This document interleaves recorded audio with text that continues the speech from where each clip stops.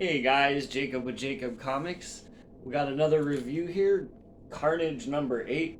Check out this super awesome cover. The Carnage cover's just, man, that he kills it every week, or every month, I should say.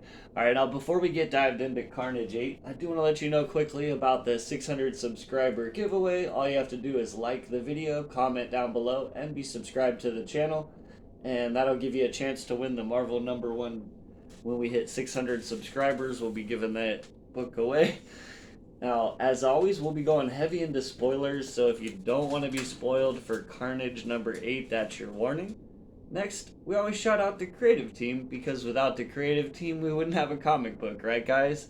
So on Carnage 8, we have Ram V is the writer, Roj Antonio is the artist, Eric Arciniega is doing colors, and VC's Joe Sabino is doing the letters.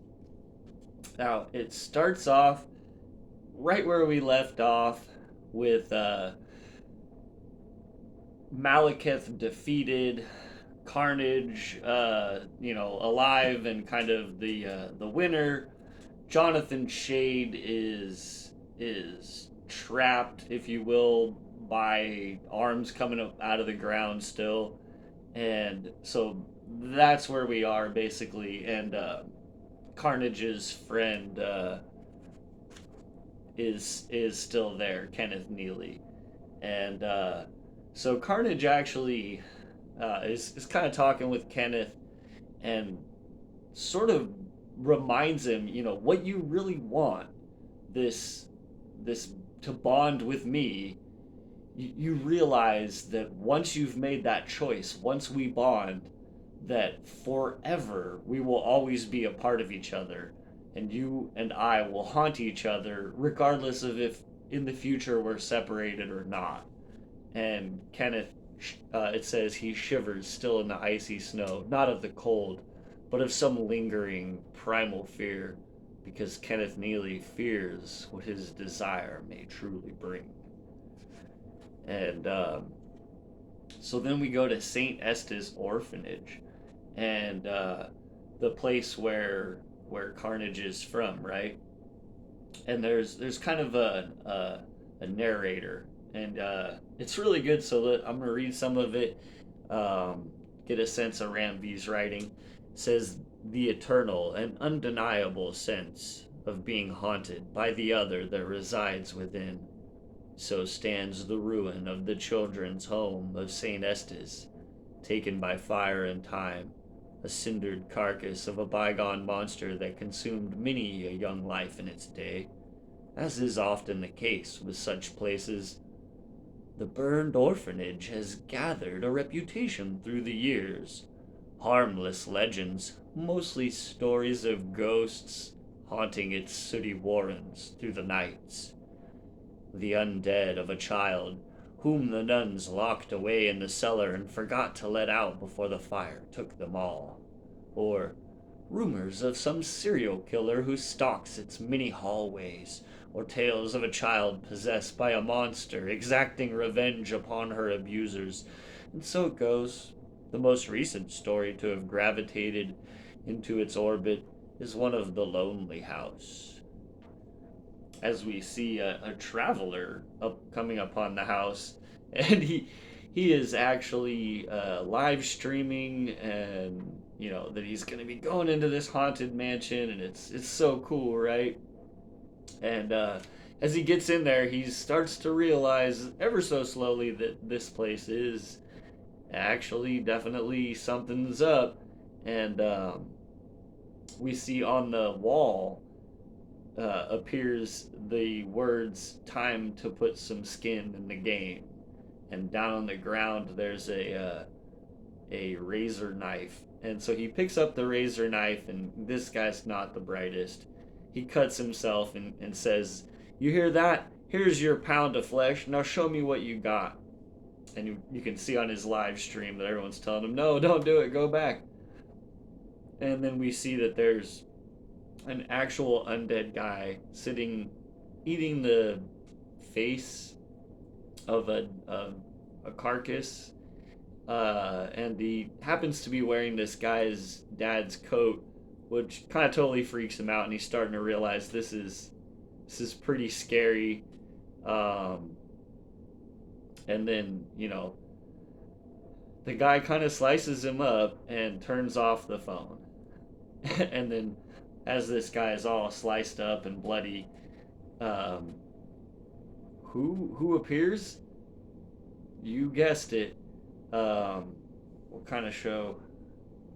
I'm gonna have to block out the bottom of this panel here, but it is the man himself, the original Carnage symbiote host, if you will, and he starts to kind of taunt this guy and asks him, if he's really serious, if he wants to see more, and he's like, "You're questioning how I knew about the robe, your father's robe," and the guy's like, "Yes," and he's saying basically like he's bonded with this house because um, he's still basically like has symbiote powers, right? So he's kind of bonded with this house, and he for some reason feels that this house understands him. He's definitely lost it, man. But long story short, the guy's totally tortured and kind of put through the mill, and then he opens the door and is just like, go on, leave if you want or can. Outside this house is another myth debunked. No one will believe your truth because they're too frightened to believe anything beyond themselves. Outside, you're just a boy who discovered his father cheated on his mom each night she was away. Outside, Scott Rawson only grew up to be another cliche who bullied others because they reminded him of who he used to be. Outside, you try so hard to be the hero of your own stories, but the truth is not romantic except by chance. And the truth is that you are small, boring, and unimportant. But this is real, isn't it? Scott says, "Life claws away pieces of you until you are too old to notice, and then you die.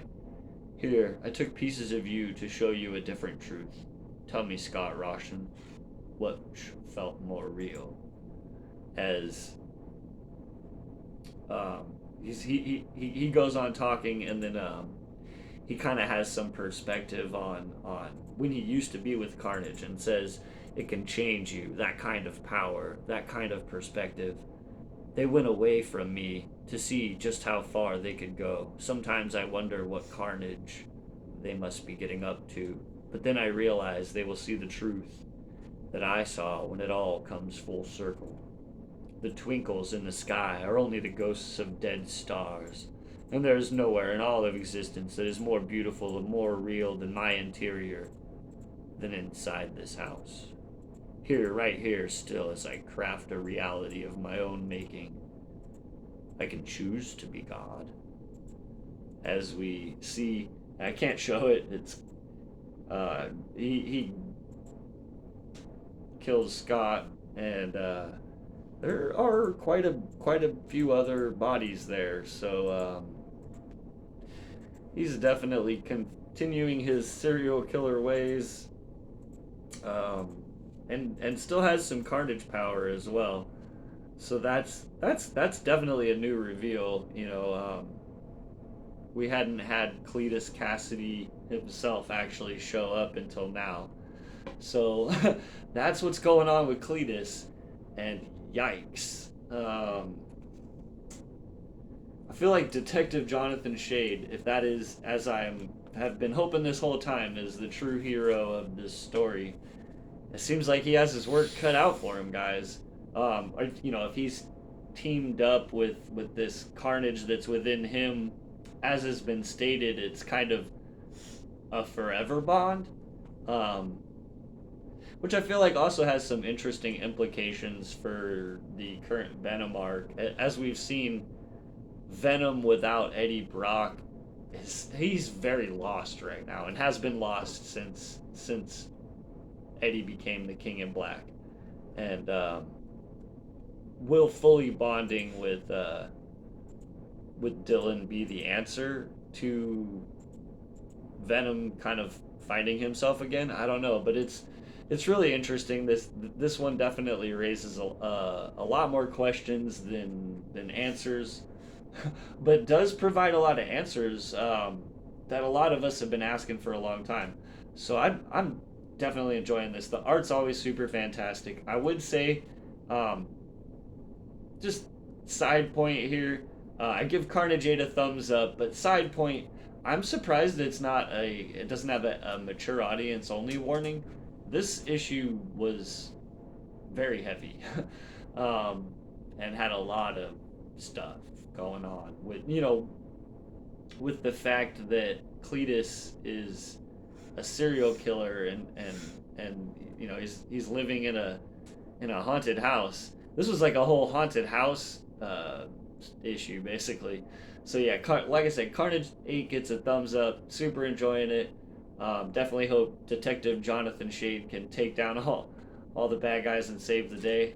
I'm not sure how that's gonna happen or if that's the intention of the story, but I sure hope it is. That's what I have. As always, we'll see you guys next time and have a great day.